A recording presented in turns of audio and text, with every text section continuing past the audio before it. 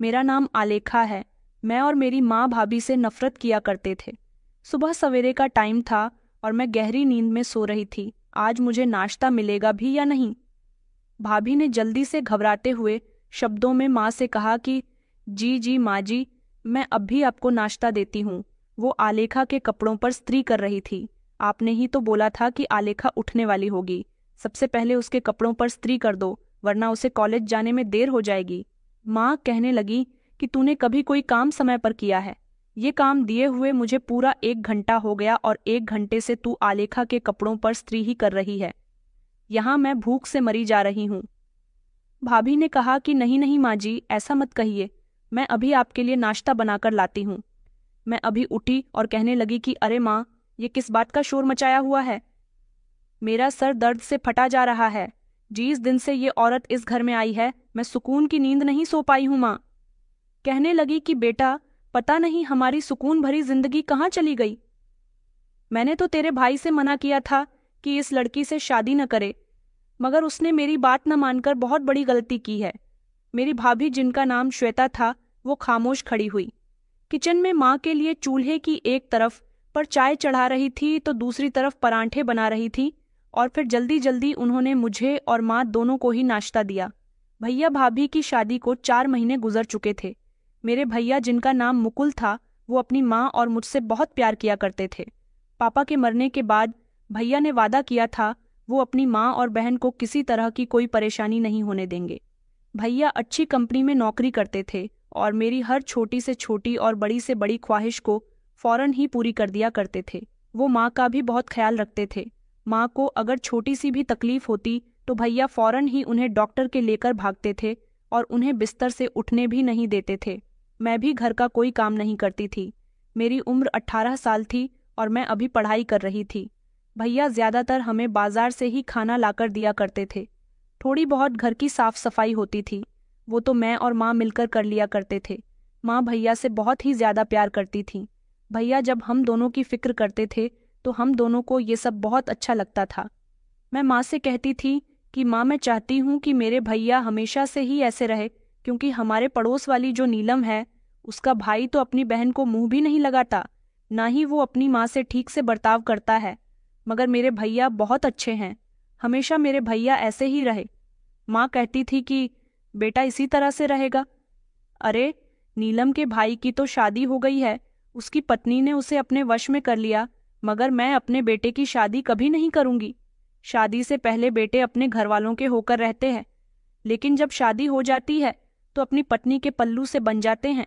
उसके बाद ना तो उन्हें अपना परिवार नजर आता है और ना ही परिवार के सदस्यों की कोई तकलीफ। मैं ऐसा दिन कभी नहीं आने दूंगी। माँ की बात सुनकर मैं हैरान रह जाती थी। मैं कहती थी कि माँ, क्या कभी भैया की शादी ही नहीं होगी? क्या आप उनकी शादी कभी नहीं करवाओगी? माँ कहती थी कि हाँ, मेरा इरादा यही है, क्योंकि मैं अपने बेटे को खुद से दूर नहीं करना चाहती। मैं चाहती हूँ कि मेरा बेटा अपना सारा ध्यान और अपना सारा प्यार हमारे ऊपर ही लुटाए। कोई तीसरा इसमें शामिल नहीं होना चाहिए। अगर अपने बेटे को अपने सीने से लगाकर रखना है तो उसकी शादी मुझे कभी नहीं करनी, वरना शादी के बाद वो अपनी पत्नी और उसके बाद बच्चों में गिरकर रह जाएगा। फिर तो हमें कभी नजर उठाकर भी नहीं देखेगा। मैंने माँ से कहा, आप ये बातें इतने कॉन्फिडेंस के साथ कैसे कह सकती हो? जरूरी नहीं कि मेरे भैया भी शादी के बाद बदल जाएं।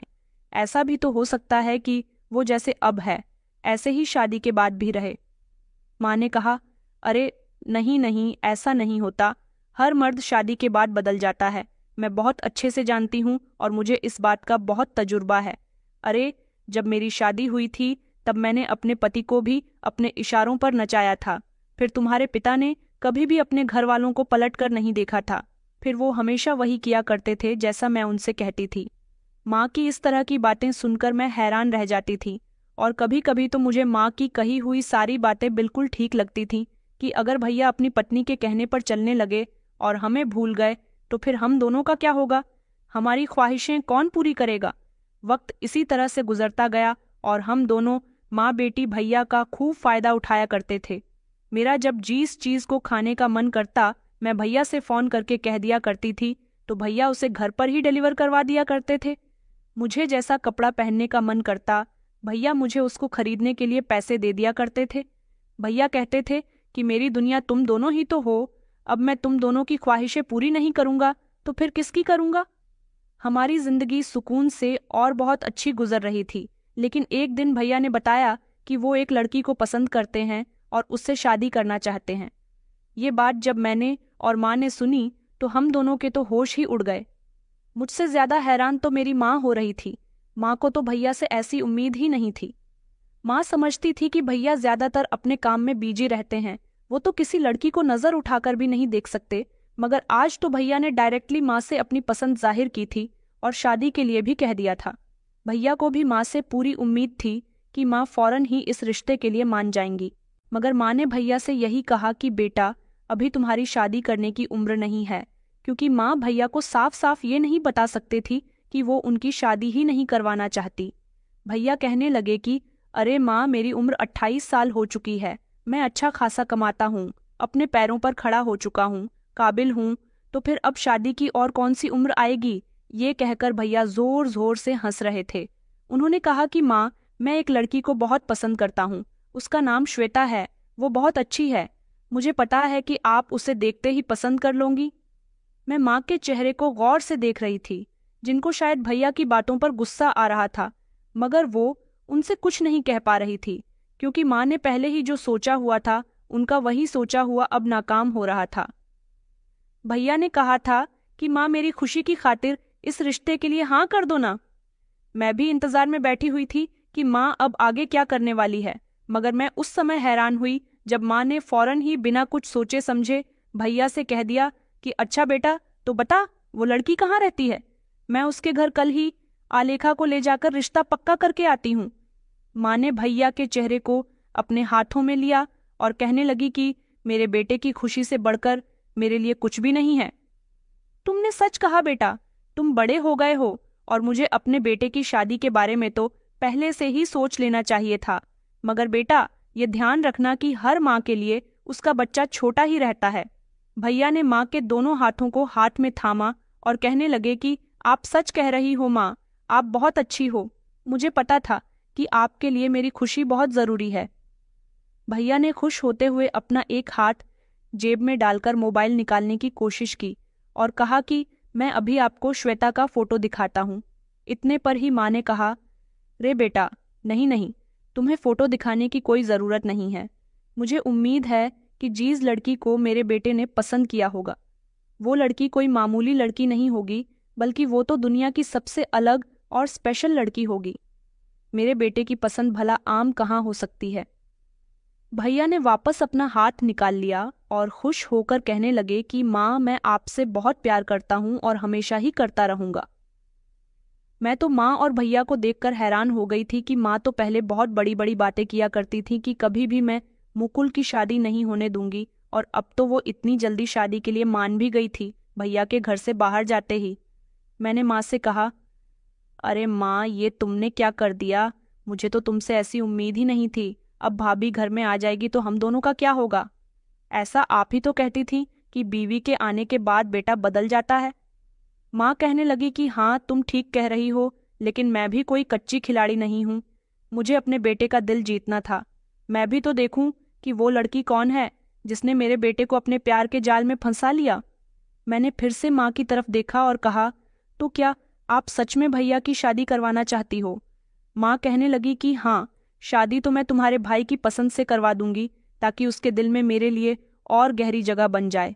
लेकिन जिस लड़की से वो शादी करना चाहता है, एक बार वो इस घर में आ जाए, फिर मैं उसे अपने इशारों पर ऐसा न चाहूंगी कि वो कभी भी मेरे बेटे को मुझसे अलग करने के बारे में सोच भी नहीं सकेगी। अगर मैं तुम्हारे भाई की पसंद को इनकार कर देती तो वो मुझसे नाराज हो जाता और फिर धीरे धीरे मुझसे दूर होने लगता। सोचने लग जाता कि उसने सारी जिंदगी हमारा कितना ख्याल रखा, हमारी खुशियों का ख्याल रखने की खातिर कभी उसने अपनी खुशियों का ख्याल नहीं रखा। यही बात उसके दिल में चूक जाती और वो धीरे धीरे मुझसे दूर हो जाता। बस यही सब कुछ सोचकर मैंने अपने बेटे की बात मान ली है। मैंने तो माँ को डांट दी और ताली बजाते हुए कहा कि माँ, आप तो सच में ग्रेट हो, मैंने तो सोचा भी नहीं था कि ऐसा भी हो सकता है, आप तो बड़ी दूर की सोचती हो। माँ की चेहरे पर एक शातिर आना मुस्कुराहट थी और फिर अगले ही दिन मैं और मेरी माँ भैया की पसंद की लड़की को देखने और उसके घर उसका हाथ मांगने के लिए चले गए थे। लड़की तो सुंदर थी मगर गरीब घर की थी। लड़के वालों के लिए खुशकिस्मती थी कि उनकी बेटी के लिए इतने अच्छे और काबिल लड़के का रिश्ता आया था। कुछ समय के बाद ही भैया की शादी हो गई और फिर उस दिन के बाद से ही माँ ने उसे अपने इशारों पर नचाना शुरू कर दिया। पहले जो हम माँ बेटी थोड़ा बहुत काम कर लिया करते थे, अब भाभी के घर में आ जाने से हम दोनों किसी काम को हाथ तक नहीं लगाया करते थे। सारा काम भाभी ही किया करती थी और माँ भाभी के कामों में जानबूझकर कमियां निकालती थीं, उन्हें जानबूझकर कामों में उलझाए रखती थीं ताकि वो भैया से ज्यादा दूर रह सके और भैया ज्यादा उनके दीवाने ना बने। शादी के बाद से ही माँ की आंखों में वो बहुत ही खटकती थी, बल्कि माँ का तो लक्ष्य ही यही था कि वो भाभी को भैया की जिंदगी से खामोशी से निकाल बाहर फेंके। लेकिन अभी भाभी नई नवेली दुल्हन थी, इसलिए माँ भैया के सामने उनसे कुछ नहीं कहती थी, मगर भैया के घर से निकलते ही भाभी को घर के कामों में इस तरह से उलझा दिया जाता था कि भाभी को सांस लेने की भी फुर्सत नहीं होती थी। शादी के बाद भैया भाभी को कहीं घूमने भी नहीं ले जा सके थे, क्योंकि जब जब भैया भाभी से तैयार होने के लिए कहते, माँ उन्हें कोई ना कोई काम बता दिया करती थी और कहती थी कि बेटा तुम लोग कहाँ जा रहे हो, आज का दिन तुम लोगों के जाने के लिए ठीक नहीं है। हमारे यहाँ इस दिन नई नवेली दुल्हन घर से बाहर नहीं निकलती। अब भैया तो वैसे भी माँ की बातें बहुत अच्छे से मानते थे, इसलिए जैसा माँ कहती वो वैसा ही किया करते थे और इस सब से भाभी बिल्कुल खामोश रहती थीं। शादी के बाद उन्होंने माँ से एक बार बहस करने की कोशिश भी की थी, तो माँ ने उनका हाथ पकड़कर पीछे की तरफ मोड़ दिया था और कहा था कि अगर मेरे साथ होशियारी करने की कोशिश की तो तुझे इस घर से निकाल दूंगी। तू जानती है कि मेरा बेटा हमेशा मेरी ही बात मानता है, तू उससे कुछ भी कहेगी वो तेरी बात पर कोई यकीन नहीं करेगा, इसलिए कभी भी मेरे खिलाफ जानने की कोशिश मत करना। मैं भी हमेशा भाभी की जासूसी करने में लगी रहती थी। हम लोग भाभी को तंग करने में किसी तरह की कोई कमी नहीं छोड़ते थे। इस सब की वजह ये थी कि भाभी या गरीब परिवार की लड़की थी और हमें लगता था कि वो इस घर में हमारी जगह लेने के लिए आई है, मगर वो तो हमारी किसी भी बदतमीजी और किसी भी जुल्म पर अपना मुंह खोलती ही नहीं थी, हमेशा खामोशी रहती थी। भैया को भाभी की सादगी और उनकी मासूमियत ही पसंद आई थी, इसलिए वो उनसे शादी करने के लिए बेचैन हो रहे थे। भाभी माँ के ताने भी हर तरह से बर्दाश्त किया करती थी, मगर पलटकर उनमें जवाब देने की हिम्मत ही नहीं होती थी। मेरी माँ को हमेशा यही शिकायत रहती कि उनके बेटे मुकुल को एक ऐसी पत्नी मिली, इसके आगे पीछे उनका बेटा घूमता रहता है। हालांकि भैया भाभी अपनी जिंदगी में बहुत खुश थे, भैया भाभी से बहुत मोहब्बत करते थे और उनके साथ हमेशा खुश रहते थे, और यही खुशी हम दोनों माँ बेटी के दिल में आग लगा देती थी। भैया भाभी की शादी को जब 1 महीना हुआ तो भैया अपनी फर्स्ट मंथ एनिवर्सरी सेलिब्रेट करने के लिए घर में केक भी लेकर आए थे और उन्होंने पहले ही महीने की एनिवर्सरी पर भाभी को सोने की चेन भी गिफ्ट की थी। ये सब देखकर हम दोनों माँ बेटी से बिल्कुल भी नहीं रह गया और अगले ही दिन माँ ने भाभी को डांटना शुरू कर दिया और कहा कि आइंदा मेरे बेटे से किसी भी तरह की फिजूल खर्ची मत करवाना। मैं जानती हूँ कि तूने ही उसे कहा होगा सोने की चेन लेने के लिए, और ये एनिवर्सरी और फालतू के चौंचले यहाँ इस घर में नहीं चलेंगे। भाभी डर गई और कहने लगी कि नहीं माँ, मैंने मुकुल से नहीं कहा था कि वो मेरे लिए ये सब कुछ करे, बल्कि वो तो अपने खुशी से मेरे लिए गिफ्ट और केक लेकर आए थे। मैंने कहा, अच्छा, तुम्हारे खुशी के लिए? मेरे भाई शादी के 1 महीने की एनिवर्सरी पर ही सोने की चेन ले आए। कभी उन्होंने तो मुझे सोने का गिफ्ट नहीं दिया, थोड़े से पैसे और मामूली से छोटे मोटे तोहफे देकर ही हर साल उन्होंने मेरे बर्थडे पर मुझे निपटा दिया है। मगर तुम्हारा नसीब तो बड़ा ही चमकता हुआ निकला। मैंने माँ से कहा, माँ अभी से ही इस पर लगाम लगा लो। इसने घर में आते ही मेरे भाई की जेब को बर्बाद करना शुरू कर दिया। मैं ये सब बर्दाश्त नहीं करूंगी। माँ कहने लगी कि बर्दाश्त तो मैं भी नहीं करूंगी। माँ ने भाभी से सख्ती से मना कर दिया था कि आइंदा तुम्हारा पति कभी तुम्हें शॉपिंग पर ले जाने के लिए कहे या फिर तुम्हारे लिए कोई गिफ्ट लाने के लिए कहे, और अगर लेकर भी आ जाए तो तुम कभी उस गिफ्ट को ना लेना। भाभी ने तो माँ की बातों पर ऐसे सर हिलाया जैसे वो उनकी बात को बहुत अच्छी तरह से समझ गई थी। भाभी की आंखों में आंसू थे, मगर हम दोनों माँ बेटे की आंखों में भाभी के प्रति जलन और गुस्सा था। भाभी हर तरह सह में खुश करने की कोशिश करती थी। वो मेरी और माँ की हर सख्त से सख्त बात आसानी से बर्दाश्त कर लिया करती थी और भैया से भी हमारी कोई शिकायत नहीं करती थी। पिछले कुछ महीनों से माँ का बिहेवियर भाभी के साथ बहुत सख्त होता जा रहा था। जब से माँ को ये पता चला था कि भाभी माँ बनने वाली है, माँ के बिहेवियर में और ज्यादा सख्ती आ गई। वो यही सोच रही थी कि अब मुकुल अपनी पत्नी के साथ साथ अपने बच्चों में भी खो जाएगा और उसकी पत्नी की अहमियत पहले से भी ज्यादा बढ़ जाएगी। और अहमियत बढ़ने का मतलब यही है कि फिर हम दोनों माँ बेटी अपनी अहमियत भैया की नज़र में खो देंगे। फिर भैया अपनी पत्नी और अपने बच्चों में ही लगे रहेंगे। फिर तो हम लोग इस घर में एक बेफिजूल की चीज बनकर रह जाएंगे, जिससे कोई पूछने वाला भी नहीं होगा।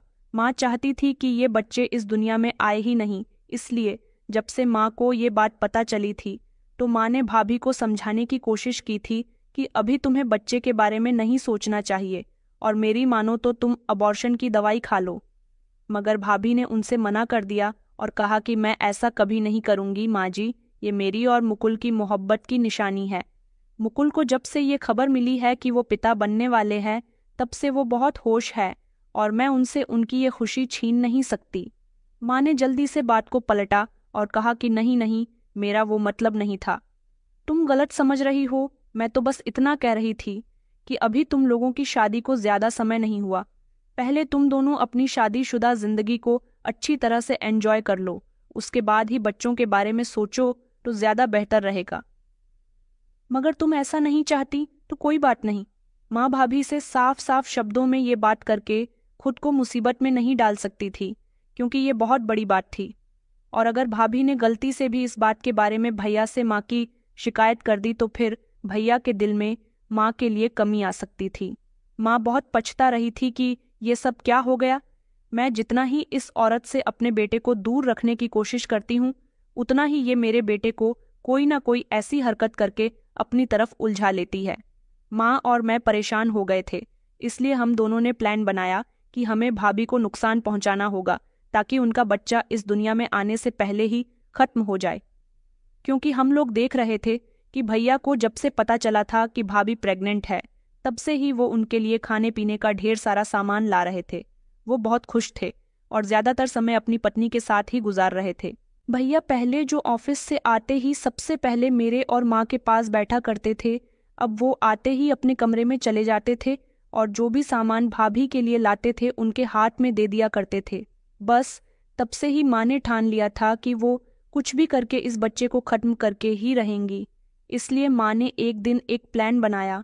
माँ ने छत पर जाने वाली सीढ़ियों पर तेल डाल दिया और भाभी से कहने लगी कि ऐसा लग रहा है जैसे आज बारिश पड़ेगी, छत पर कपड़े फैले हुए हैं, जाकर ले आओ।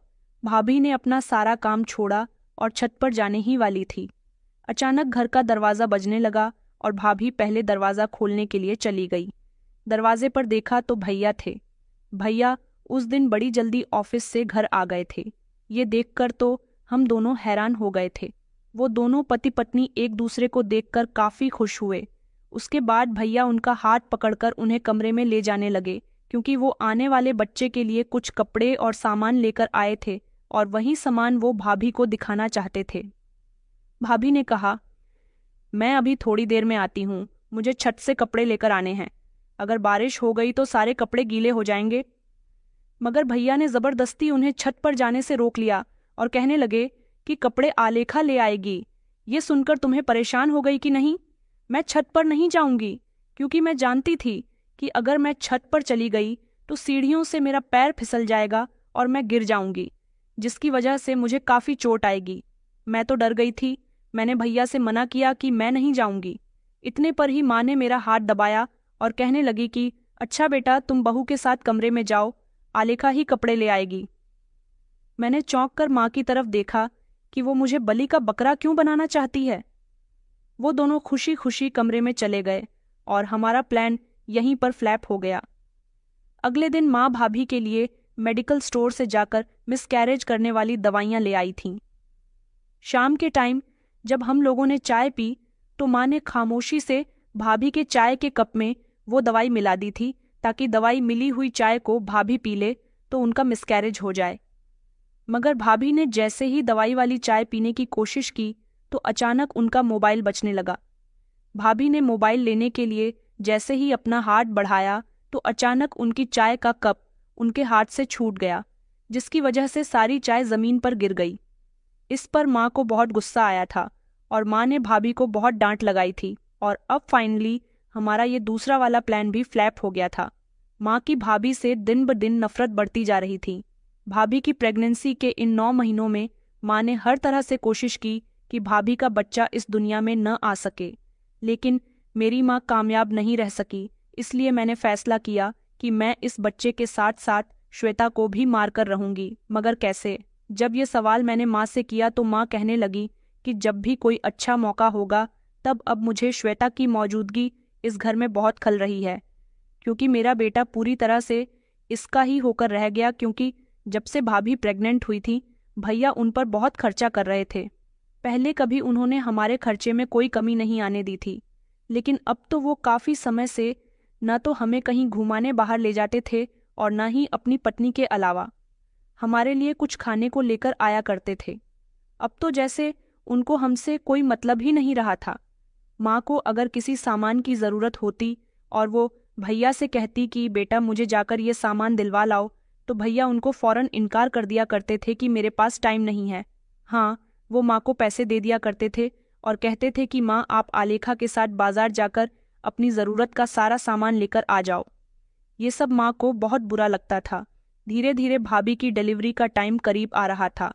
अब उनका आखिरी महीना चल रहा था और जैसे जैसे दिन बढ़ते जा रहे थे मेरी माँ के दिल में भाभी और उनके बच्चे के लिए नफरत भी बढ़ती जा रही थी। लेकिन मेरे भैया की खुशी डबल हो गई थी। वो तो बहुत ज़्यादा खुश थे और दिन रात आने वाले बच्चे के बारे में ही बातें करते रहते थे। इन पूरे 9 महीनों में मेरी माँ ने भाभी को पहले से भी ज़्यादा परेशान किया था। परेशानी के हालात में भी भाभी से बहुत सारा काम करवाया था ताकि उनका मिसकैरेज हो जाए, लेकिन ऊपर वाले को ऐसा मंजूर नहीं था। डॉक्टर ने भाभी की डिलीवरी का टाइम 1 हफ्ते बाद कर दिया था, लेकिन भैया को तो ये 1 हफ्ते का समय जैसे 1 साल की तरह लगता था।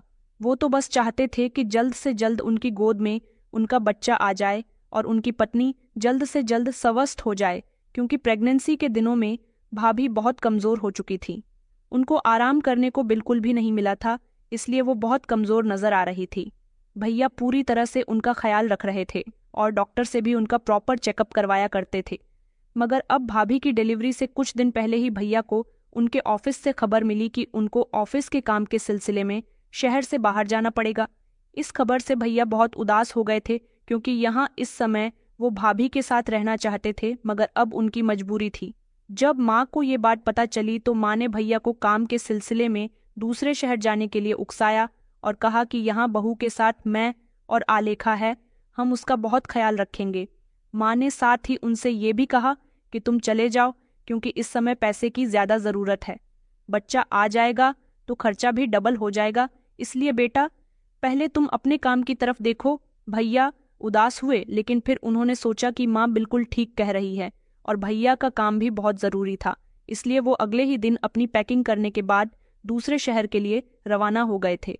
यहाँ भाभी भैया के जाने से बहुत उदास थीं, क्योंकि ऐसे समय पर उन्हें भैया के साथ की बहुत ज़रूरत थी। लेकिन माँ और मेरा रास्ता साफ हो चुका था, क्योंकि हम लोग भी यही चाहते थे कि भाभी की डिलीवरी के समय भैया उनके साथ ना हो।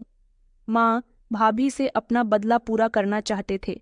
अब माँ ने अपने दिमाग में ठान लिया था कि वो कुछ भी करके भाभी की जान लेकर ही रहेंगी। लेकिन रात का समय था जब अचानक भाभी को लेबर पेन होने लगा और वो ज़ोर ज़ोर से चिल्लाने लगी। वो दर्द से बहुत चीख रही थी। काफ़ी समय तक तो मैं और माँ उनको अस्पताल लेकर नहीं गए। माँ कहने लगी कि ये इसी तरह तड़प तड़प कर मर जाएगी, मगर भाभी दर्द से बहुत चिल्ला रही थी और उनकी आवाज़ आसपास के घरों में जा रही थी।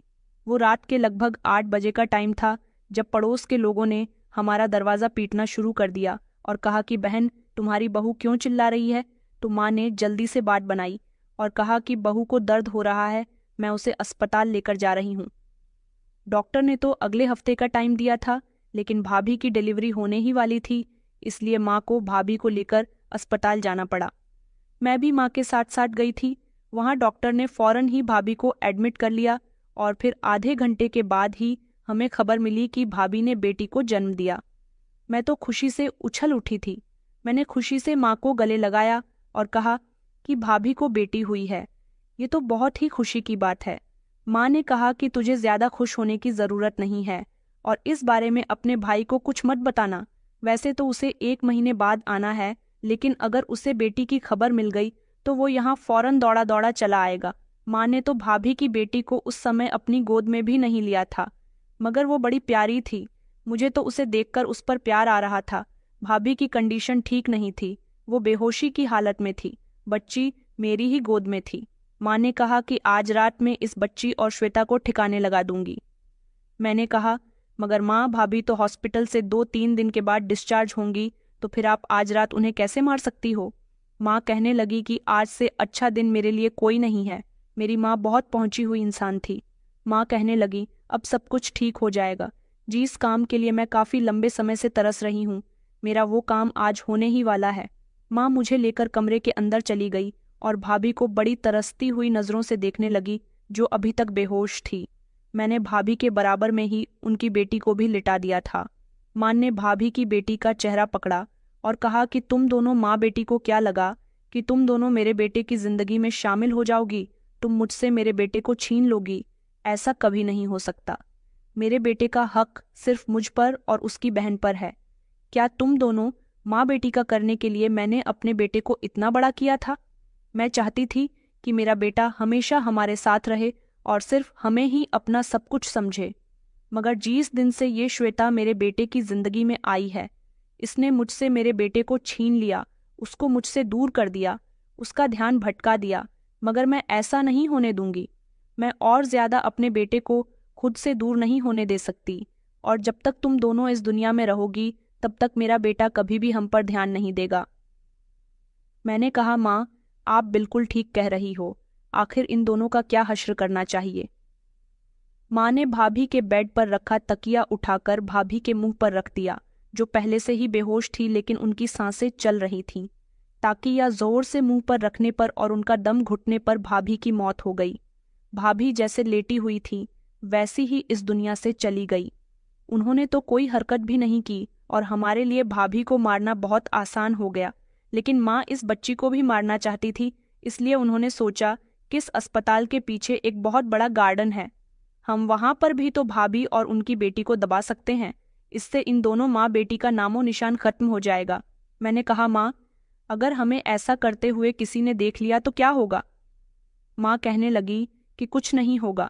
अगर किसी ने हमें देख लिया तो हम उसे पैसों का लालच दे देंगे और उसका मुंह बंद करवा देंगे, मगर हमें इन दोनों को यहाँ से निकालना होगा। अगर यहाँ कोई डॉक्टर आ गई तो हम पकड़े जाएंगे। माँ ने मुझे बाहर पहरा देने के लिए कहा और खुद माँ ने भाभी की लाश को एक चादर में लपेट लिया, जबकि उनकी बेटी मेरी ही गोद में थी। माँ ने जैसे तैसे भाभी की लाश को बेड से उतारा और चादर में लपेटकर चादर का कोना पकड़कर उसे घसीटते हुए बाहर की तरफ ले आई और कहने लगी कि मेरी मदद करो। मैं उनकी मदद करने लगी और साथ ही साथ में ये भी देख रही थी कि कोई आ तो नहीं रहा, लेकिन जैसे ही हमें महसूस होता कि कोई आ रहा है तो हम दोनों खामोशी से छुप जाते। वैसे भी आंधी रात का समय हो रहा था, यहाँ ज्यादा पब्लिक नहीं थी, सिर्फ डॉक्टर या फिर नर्सेज ही किसी न किसी पेशेंट का चेकअप करने के लिए आ जा रही थी। मैं और माँ बड़ी मुश्किल से भाभी की लाश को गार्डन तक ले आए थे, क्योंकि जहाँ भाभी का कमरा था वो फर्स्ट फ्लोर पर था और यहाँ से हमें भाभी को अस्पताल के बाहर लाना मुश्किल नहीं था। वैसे भी हम भाभी को छोटे और मामूली से अस्पताल में लेकर आए थे, जहाँ पर कैमरे भी नहीं लगे हुए थे, जिसकी वजह से किसी के पास हमारे खिलाफ कोई सबूत होता। मेरी माँ ने पहले ही सारा प्लान बना लिया था। भाभी और उनकी बेटी को गार्डन में ले जाने के बाद माँ ने एक तरफ से बेलचा उठाया और जमीन खोदनी शुरू कर दी और मुझसे कहने लगी कि तुम ध्यान रखो, अगर कोई आए तो मुझे बताना। माँ जब जमीन खोद रही थी तो उसकी आवाज चारों तरफ गूंज रही थी, क्योंकि रात का समय था, लेकिन वहां गार्डन में कोई रात के समय कोई आता जाता भी नहीं था, इसलिए हम इस काम को लगभग 2 घंटे में कर चुके थे। माँ ने एक बड़ा सा गड्ढा खोदा और उसमें चादर में लिपटी भाभी की लाश को धकेल दिया और साथ ही मेरे गोद में भाभी की बेटी को छीन कर उसको भी उसमें ही डाल दिया, और जितनी मिट्टी उन्होंने खोद कर निकाली थी वो सारी ही मिट्टी उन्होंने उसमें वापस डाल दी और उस जगह को अच्छे से सेट कर दिया। ये सब करते हुए मेरी माँ को बिल्कुल भी कोई अफसोस नहीं था। उनका कहना सिर्फ यही था कि मेरा बेटा मुझसे दूर नहीं होना चाहिए, मेरा बेटा सिर्फ मेरा रहना चाहिए। अब मेरे रास्ते का बहुत बड़ा कांटा हट चुका है। मेरा बेटा अब मेरा हो जाएगा। हाँ, उसे अपनी पत्नी के मरने का दुहक जरूर होगा, मैंने माँ से कहा है। लेकिन माँ, हम भैया को क्या बताएंगे कि भाभी और उनकी बेटी को क्या हुआ और वो कहाँ गई? माँ ने कहा, इसकी प्लानिंग भी मैं कर चुकी हूँ। तुम्हारे भाई को हम बताएंगे ही नहीं कि उसकी बेटी हुई है, और सिर्फ उसको इतना ही बताएंगे कि बहू के अचानक तेज दर्द होने लगा, उसकी तबीयत बिगड़ी। हम उसे अस्पताल लेकर जाने ही वाले थे, मगर रास्ते में ही उसने दम तोड़ दिया, जिसकी वजह से उसकी मौत हो गई और हमने उसका अंतिम संस्कार भी कर दिया। अगर तुम्हारा भाई कुछ कहेगा तो तुम और मैं रोना शुरू कर देंगे और उसको यही बताएंगे कि हमने तुम्हें ये सब इसलिए नहीं बताया क्योंकि तुम अपनी पत्नी से बहुत प्यार करते थे और ये सदमा तुम झेल नहीं पाते। मैंने माँ से कहा, माँ, आपने प्लान तो बहुत ही अच्छा बनाया है, क्या ये काम करेगा? माँ कहने लगी कि हाँ, ये ज़रूर काम करेगा। अब जल्दी से हमें यहाँ से गायब होना होगा, वरना कोई भी हमें पकड़ लेगा। मैं और माँ भाभी और उनकी बेटी की लाश को ठिकाने लगा चुके थे और फिर हम अस्पताल के पीछे वाले रास्ते से अपने घर को वापस आ गए और घर आकर हम लोग सो गए। हमने सोचा कि इसके बारे में किसी को कुछ पता भी नहीं चलेगा, लेकिन अगले ही दिन हमारे घर का दरवाज़ा जोर जोर से बजने लगा। जैसे ही मैं दरवाज़ा खोलने के लिए गई तो दरवाजे पर भैया को खड़े देखकर मेरी आंखों की सारी नींद गायब हो गई थी। मेरे तो पैरों तले से ज़मीन निकल गई कि भैया इस समय क्या कर रहे हैं, जबकि उनको तो अगले महीने घर आना था। भैया ने चिल्लाते हुए कहा कि तुम्हारी भाभी कहाँ है, बताओ मुझे, श्वेता कहाँ है? भैया मुझे बहुत ही गुस्से में नजर आ रहे थे। भैया को इस तरह गुस्से में देखकर मैं डर गई थी। शोर की आवाज़ सुनकर माँ भी जल्दी से दरवाजे पर आई। माँ ने भी जब भैया को देखा तो वो भी परेशान हो गई थी, और फिर ऊपर से भैया का गुस्सा तो शांत होने का नाम ही नहीं ले रहा था। मगर भैया ऐसा रिएक्शन क्यों दे रहे थे? क्योंकि उन्हें तो पता ही नहीं था कि रात को मैंने और माँ ने भाभी के साथ क्या किया, लेकिन हकीकत ये थी कि भैया को सब कुछ पता चल चुका था। भैया बहुत गुस्सा कर रहे थे। भैया के शोर से आस पड़ोस के लोग भी हमारे घर के बाहर आना शुरू हो गए। भैया जोर जोर से चिल्ला चिल्लाकर कह रहे थे कि आपने मेरी पत्नी और बेटी के साथ क्या किया, मगर मैं और माँ कुछ भी सच उगलने के लिए तैयार नहीं थे। हमारी समझ नहीं आ रहा था कि भैया को ये सब कुछ कैसे पता चल गया। फिर भैया ने जो कुछ हमें बताया उसे सुनकर मेरे और माँ के होश उड़ गए थे, क्योंकि भैया अपने साथ भाभी और अपनी बेटी की लाश को भी लेकर आए थे, जो एम्बुलेंस में आई थी। और एम्बुलेंस जब हमारे दरवाजे के आगे आकर रुकी तो मैं और मेरी माँ एक दूसरे को देखकर परेशान हो गए। हमें समझ नहीं आ रहा था कि आखिर ये सब कुछ कैसे हो गया। माँ ने तो बड़ी ही सफाई के साथ भाभी को मौत के घाट उतारा था। भैया माँ से कह रहे थे कि मेरी पत्नी और बेटी की लाश महा गार्डन में क्या कर रही थी, उसके साथ क्या किया गया। वो माँ को झंझोड़ झंझोड़ कर माँ से पूछ रहे थे और चिल्ला चिल्ला कर रो रहे थे। माँ कहने लगी कि बेटा, मुझे कुछ नहीं पता। इस बारे में भैया ने उन्हें सारी सच्चाई बतानी शुरू की। उन्होंने कहा कि कल रात आप जिस अस्पताल में श्वेता को ले गई थी, वहां पर मेरा एक दोस्त भी अपनी पत्नी को लेकर वहां गया हुआ था। उसने जब श्वेता को और आपको वहां देखा और डॉक्टर से पूछा कि क्या बात है, तो डॉक्टर ने उसे बताया कि इनकी यहाँ बेटी हुई है। उसने उसी समय मुझे खुशखबरी देने के लिए फ़ोन किया और कहा कि तुम्हारे यहाँ बेटी हुई है। लेकिन मैं हैरान इस बात पर था कि आप लोगों ने मुझे श्वेता की तबीयत के बारे में क्यों कुछ नहीं बताया, और इतनी बड़ी बात आप लोगों ने मुझसे क्यों छुपाई कि मेरे यहाँ बेटी हुई है और आपकी तरफ से कोई फ़ोन ही नहीं आया। मैंने काफ़ी देर तक इंतज़ार किया और मैं काफ़ी समय तक सोचता रहा कि पता नहीं घर से फ़ोन क्यों नहीं आ रहा। मैं बार बार आप लोगों का फ़ोन ट्राई कर रहा था, लेकिन तुम दोनों में से किसी ने भी मेरा फ़ोन नहीं उठाया, तो मजबूरन मुझे खुद ही सुबह की ट्रेन से यहाँ आना पड़ा। मैंने सोचा कि मुझे डायरेक्ट अस्पताल ही पहुँचना चाहिए। मैं जब अस्पताल पहुँचा तो अस्पताल में भीड़ जमा थी। सारे ही लोग वहाँ के गार्डन में मौजूद थे। फिर जब मैं वहाँ पहुँचा तो मुझे पता चला कि वहाँ के गार्डन में एक औरत और छोटी सी मासूम बच्ची के लाश को किसी ने दबा दिया था। जब मैं उन दोनों लाशों को देखने के लिए आगे बढ़ा तो ये देखकर मेरे पैरों तले से ज़मीन निकल गई कि ये दोनों लाशें किसी और की नहीं बल्कि श्वेता और मेरी बेटी की थीं। ये सब देखकर मेरे होश उड़ गए थे और मैं समझ नहीं पा रहा था कि मैं क्या करूं। ये सब क्यों और कैसे हुआ। मैंने अपनी बेटी और श्वेता को गले लगाकर रोना शुरू कर दिया। फिर वहां के लोगों ने पुलिस बुला ली और फिर मुझसे पूछताछ की गई। मैं जानता था कि जब आप लोग श्वेता को कल रात अस्पताल लेकर गई थी तो आप लोगों को जरूर पता होगा कि उसके साथ ये सब कुछ क्यों और कैसे हुआ, और आपने मुझे मेरी पत्नी की कंडीशन के बारे में क्यों नहीं बताया। उसी समय वहां पर पुलिस भी आ गई थी, क्योंकि अस्पताल के डॉक्टर ने भी ये बात क्लियर कर दी थी कि मैं और माँ भाभी को अस्पताल लेकर गए थे, इसलिए हमने ही भाभी के साथ ये सब कुछ किया होगा।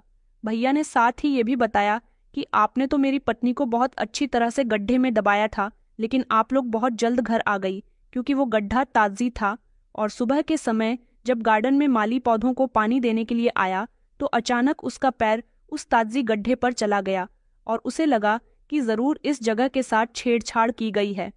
ये तो अच्छा था कि माली ने फैसला किया कि वो देखे तो सही कि आखिर इस जगह पर क्या हुआ था। उसने वहां की जगह को खोदना शुरू कर दिया और फिर वहां से एक औरत और बच्ची की लाश मिली। मुझे शर्म आती है माँ, आप पर और आलेखा तुम पर भी। मुझे बताओ, आखिर तुम दोनों ने ये सब कुछ क्यों किया। मैंने तो रोना शुरू कर दिया था। माँ अभी भी झूठ बोलना चाहती थी, लेकिन भैया ने कहा कि अब कोई झूठ नहीं चलेगा। माँ, सारे सबूत आपकी तरफ इशारा कर रहे हैं कि मेरी पत्नी को और बेटी को मारने में आप दोनों का हाथ है। पुलिस ने भी हम दोनों माँ बेटी के हाथ में हथकड़ी डाल दी थी। माँ और मैं जोर जोर से चिल्ला रहे थे, मगर भैया पर तो जैसे कोई असर ही नहीं हो रहा था। मगर भैया जानना चाहते थे कि हमने उनके साथ ऐसा क्यों किया। माँ ने भैया से नज़र चुराते हुए कहा कि बेटा, मैं तुमसे बहुत प्यार करती थी, मैं चाहती थी कि तुम हमेशा मेरे और अपनी बहन की बनकर रहो, मगर तुमने तो उस लड़की के साथ शादी कर ली और तुम उसे इस घर में लाने के बाद बहुत ही अहमियत देने लगे। ये सब कुछ मुझसे बर्दाश्त नहीं हो रहा था। मैं चाहती थी कि मैं श्वेता को इतना तंग करूं कि वो एक दिन खुद ही तुम्हें छोड़कर चली जाए, मगर वो तुम्हें छोड़कर जाने के लिए तैयार होती इससे पहले ही उसे माँ बनने की खुशी मिल गई, जिसकी वजह से तुम उसे और भी नहीं छोड़ सकते थे। बस उसी दिन से मेरे दिल में श्वेता और उसके बच्चे को खत्म करने की सोच आ गई थी। मैं जब जब उसका बच्चा खत्म करने की कोशिश करती तब तक कोई न कोई रुकावट आ जाती थी, लेकिन अब तुम भी यहाँ पर नहीं थे, इसीलिए मैंने ये सब कुछ किया।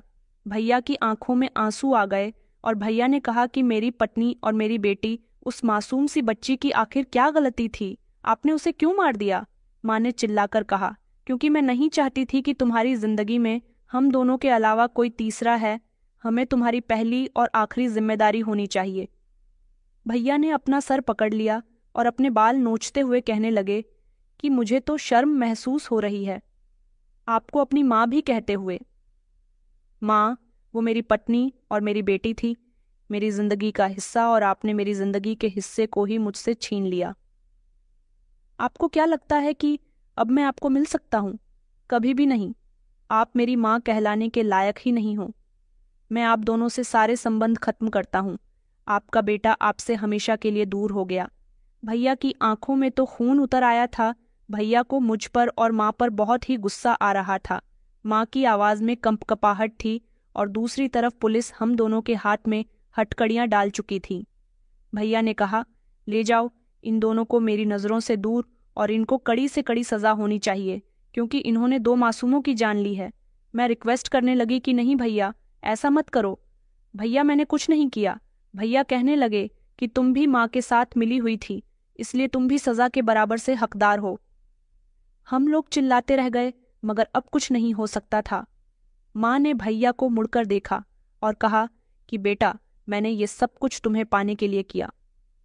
हम दोनों चिल्ला चिल्ला कर रो रहे थे, मगर भैया ने दोनों को पीछे मुड़कर भी नहीं देखा, क्योंकि अपनी पत्नी और बेटी को खोने के बाद उनमें अपनी माँ और बहन को खोने की हिम्मत ही नहीं थी। उन्होंने हम दोनों से मुंह मोड़ लिया और फिर उसके बाद हम दोनों माँ बेटी जेल में आ गए। यहाँ हमें कड़ी सज़ा हुई।